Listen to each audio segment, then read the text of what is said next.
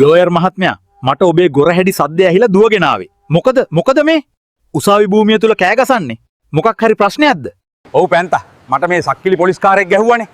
මං අද මුව ඉන්ඩ ටික් කරලා තමයි පස්ස බලන්නේ. ලොක්කෝ ඔක්කොම මගේ යටිපතුලේ ඉන්නේ බං. මොකද ලෝයර් මහත්මයා මේ උසාවි භූමිය තුල පරුෂ විදියට කෑ ගහන්නේ? මේක ඇමරිකාවේ උසාවි භූමියක් මිසක් ලංකාවේවත් ඉන්දියාවවත් නෙවෙයි. තේරුණාද තමුන්ට? අධිකරණ භූමිය තමුන්ගේ බූදලයක් කියලා හිතුවද? නීතිය කියන දේ පොලිසියටත් එකයි, ලෝයර්ටත් එකයි. ඒක හැමෝටම පොදුයි. මොකද ලෝයර් කියලා අලිපුකෙන් ඇවිල්ලා නෙවෙයිනේ. නේද මිස්ටර්? ඒ වගේම මතක තියාගන්නවා.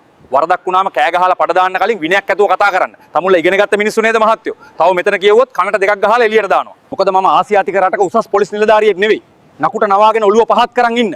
නිවැරදි කරුවෙට නැතත් වැරදි කරුවෙට කනේ පහරක් දෙන්න දෙපහරක් හිතන්නේ නැහැ මම. දැන් මෙතනින් යනවා යන්න එළියට. නැත්තම් කනින් ඇදගෙන ගිහිල්ලා දානවා කූඩුවට. අධිකරණ භූමිය තුල අශෝභන හැසිරීම යටතේ නඩුවක් ගොනු කරලම. එනවා මෙතන හැමිනේ. වාව් නියමයි සර්. රෙස්පෙක්ට්. මට ඔබ ගැන හරිම ආඩම්බරයි.